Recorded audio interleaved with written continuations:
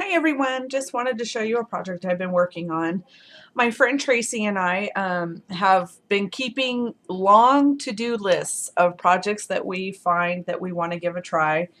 And the problem is the list is getting longer than the time frame of getting things done. So we decided that we would try to combine a whole bunch of stuff into one project. And so that's how this came about. One of the problems that we have is, especially me, is I buy paper and then it's too pretty to use, so I never cut it, and then it just goes on a shelf and I forget about it. So the one of the challenges was to use paper that we didn't want to use, well, we wanted to use, but we're afraid to cut. And so I used the Tim Holtz Lost and Found paper. I always hook a plastic bag to the front for all my little snippets. And you guys have all seen this paper. It's, gorgeous.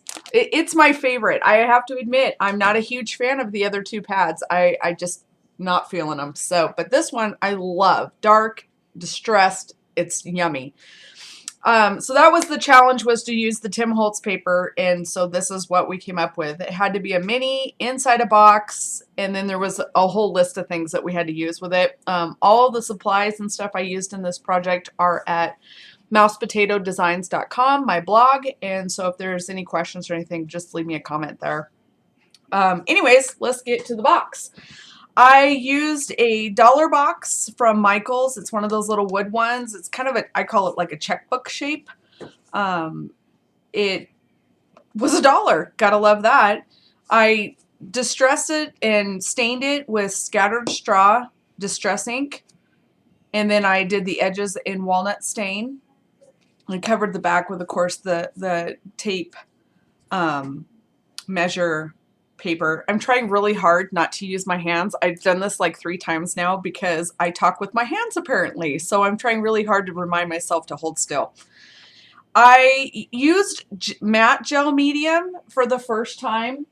I got it at Michael's. Use a coupon. This stuff is not cheap. I think this one was like $12 or $13 full price, but it works wonderful. If you've been using Mod Podge, give this a whirl. Dries really fast. It's flexible. I really, really like it and recommend it. So all of the paper, all of the canvas that you'll see in here, everything that really needed to be glued down was glued down with the matte gel medium. I used a spare parts book plate for the front with a Tim Holtz Adage ticket soar to go inside, and they can take it out and put something else, whoever gets this. I used a hairband and took off the big bulky elastic band that they had on there, and then I used a fish.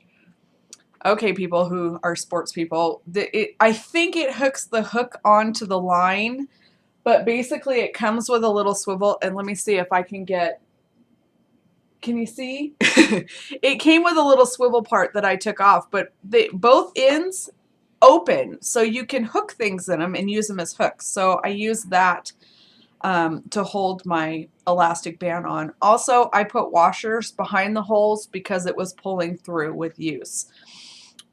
This is not my idea. This was scrap lifted from someone, and I have the link. I cannot think, of course, because I'm making the video, I can't think of her name, but I will link it in the bottom of where I got the idea for this. I believe she used the Graphic 45 paper though, and it's terrible. She's awesome on YouTube, and I cannot think of her name. So anyways, I'll link her.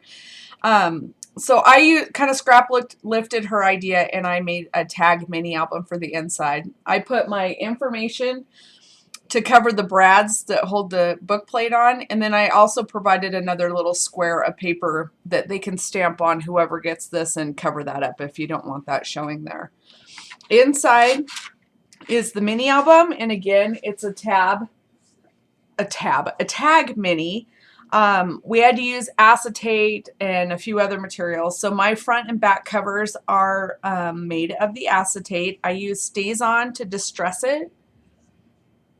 And then I use Daisy D's journaling rub-ons to cover it. It says, "Not all who wander are lost." And I had originally was going to use this for my trip album that we took, a family trip, but that ended up being, I kid you not, 60 pages. And yeah, it's a mini. I'll show you later.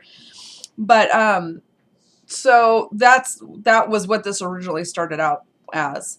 But the front cover, then all of the faces are plain. I just covered them with the paper because I wanted you to be able to use it as a photo mat. And but each tag has a different paper. And then I took the paper to carry the theme across to the back. Flip it over slow here. And I made a pocket out of part of it. I popped it up on the foam squares so that I could put a tag in it, added the little metal accent. And then on all the tags, they're made out of file folder material that I distressed. And then I added also a coordinating piece of the paper onto the bottom. I would like to claim that that was a brilliant idea that I thought of, just making it all match. But what happened is after I made all the pockets, I realized that every tag was going to be a different size. And so to make sure you got the right tag back into the right pocket, I put a piece of paper across the bottom that matched the pocket it goes to. And then on the back, they have a little bit of fiber at the top, and then at the back is a journaling square, journaling lines.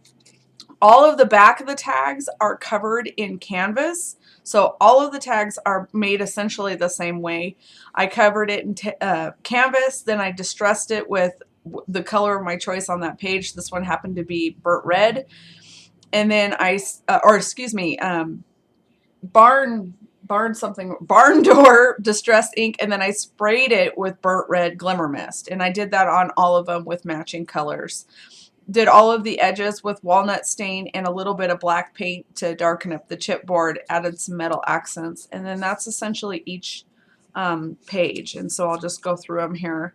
That's the first one. The second page,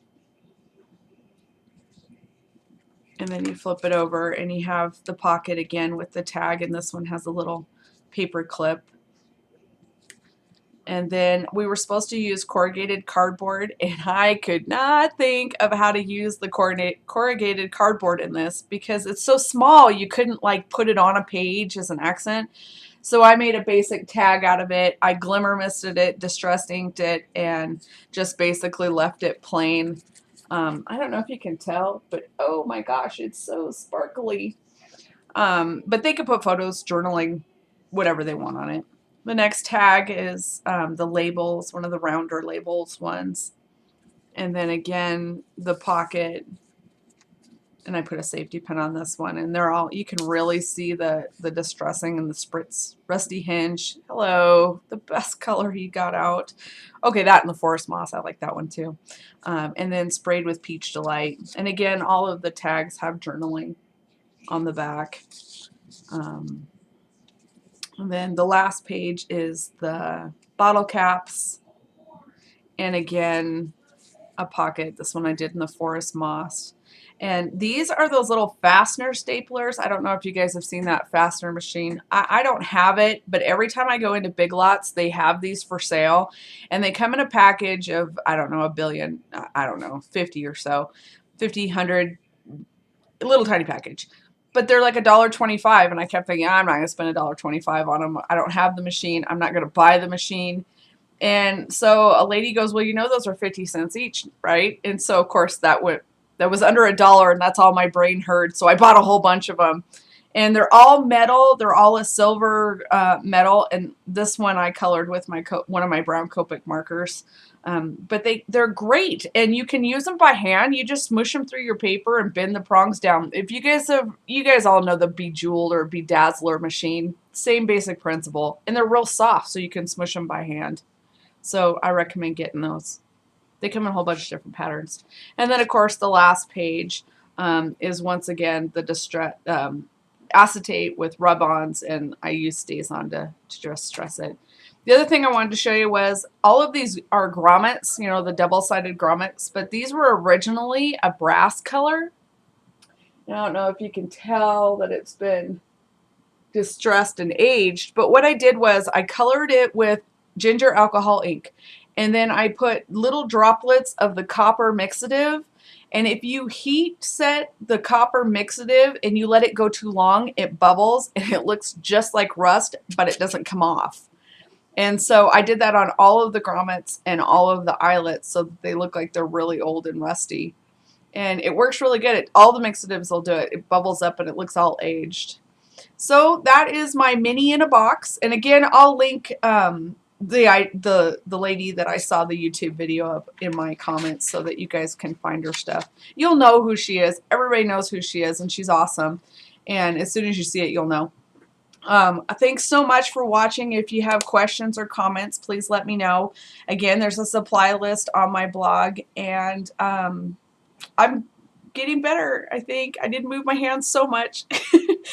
Thanks again for watching. Have a great day. Bye.